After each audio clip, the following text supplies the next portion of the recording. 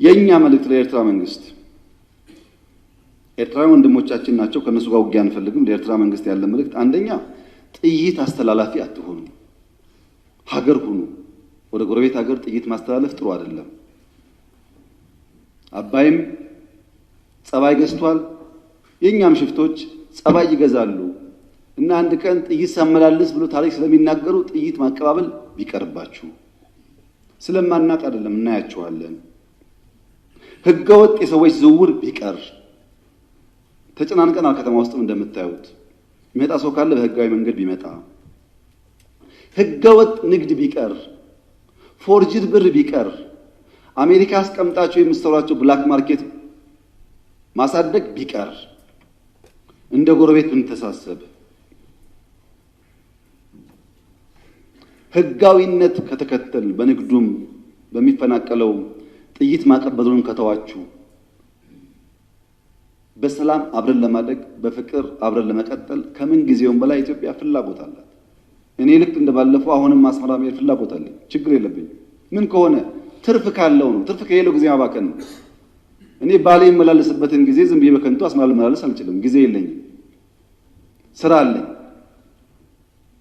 ጦርነት አንፈልግም የምንለው በምክንያት ነው እኛ እንዳያችሁት የሚያጓጓን ነገር አለ የ10 ቢሊዮን ብር ኤርፖርት እንገነባለን የ10 ቢሊዮን ብር ነዳጅ ማዳበሪያ እንገነባለን የ9 ቢሊዮን ብር ቤት እንገነባለን ኮሪደር እንገነባለን ይሄ ሁሉ የሚያጓጓ ስራ ያለ ሰው ጦርነት ሊያስብ አይችልም ጦርነት የሚያስብ ስራ የሌለው ብቻ እኛ የሚያጓጓ የምንተጋለት የምንለፋለት የልማት ስራዎች አሉ ከማንም ጋር መዋጋት ፍላጎት የለንም ለምን ውጊያው ከተነሳ የተከበረው ምክር ቤት ውጊያው ከተነሳ ውጤቱ ግልጽ ነው ውጤቱ ከዛ በኋላ የያይሰራም አሁን አለመጀመር ማለት ነው አሁን ውጊያ እንትና ያግዘኛል የሚባል ነገር ሰው እንዴት ዩክሬን እያየ ፓለስቲናን እያየ ስለማገዝ ያወራል ማንንም አይሞትልህም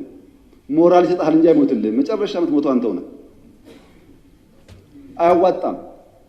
ከበደ ያለ ተሰማ አለ የሚባል አያዋጣም ከበደ ተሰማ 10 ጥይት ያቀብልሃል እንጂ መጥቶ አይሞትልህም አየን እኮ በቲፎዞ ውጊያ እንደማይቆም እኮ አየን እና አንፈልግም ልማት ነው እንፈልገው ሰላም ነው እንፈልገው ከማንም ጋር ግጭት ለማድረግ ፍላጎት የለንም ከገባን ግን ግልጽ ነው ውጤቱ አስተማማኝ አቅም ነው ያለን ማንም አያቆመንም ይሄ ግልጽ መሆን አለበት ማንም አያቆመንም ወደዛ እንዳንሄድ ሪስፖንሲብሊ መስራት አስፈላጊ ይመስለኛል